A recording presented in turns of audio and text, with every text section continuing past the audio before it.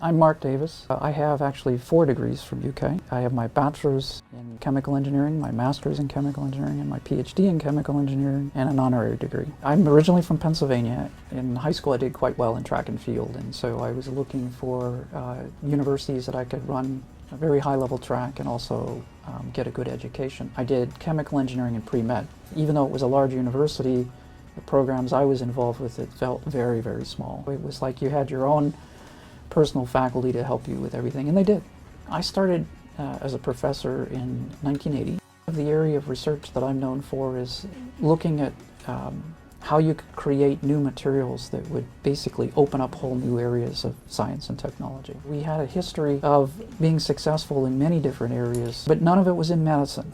What happened is, when my wife was 35, she was diagnosed with breast cancer, so she was very young, and it was thought that it was quite aggressive, and so for that time we decided to try to use the most aggressive therapy that was known. It was pretty terrible. There were several times she had near-death experiences, not from the cancer but from the treatments for the cancer.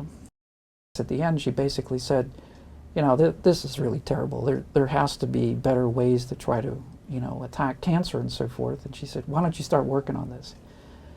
And of course I said, well, I don't know anything about it. And, you know, if you know my wife, the next response is typical for her was, well, you know, what kind of excuse is that? Fortunately, she's still alive today. But we said, all right. And so I spent about a year doing nothing but studying. You know, it's been 15 years now.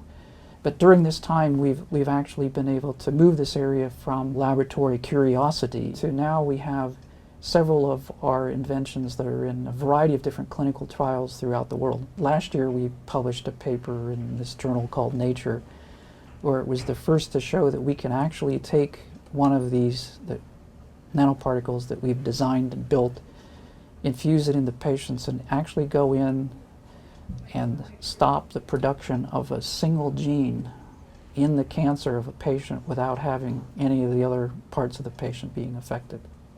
So now we can go in and say if these particular genes are the ones that are causing the problem, go in there and selectively go and attack those genes without affecting the rest of the patient. So hopefully we'll be able to make these very selective therapeutics do their job without having, you know, these side effects like Mary had.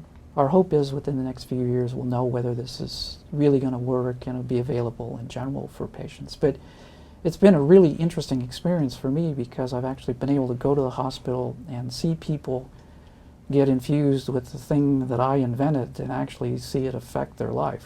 So this is rare for faculty members, especially in chemical engineering, to be able to do that. So a lot of positives have come out of it. We still have a long way to go, though, to be able to make it a routinely available types of therapy for people with cancer.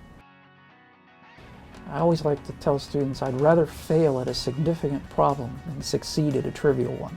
So, you know, think about that. Don't be afraid to fail, because if you're going to fail if you're working on something important.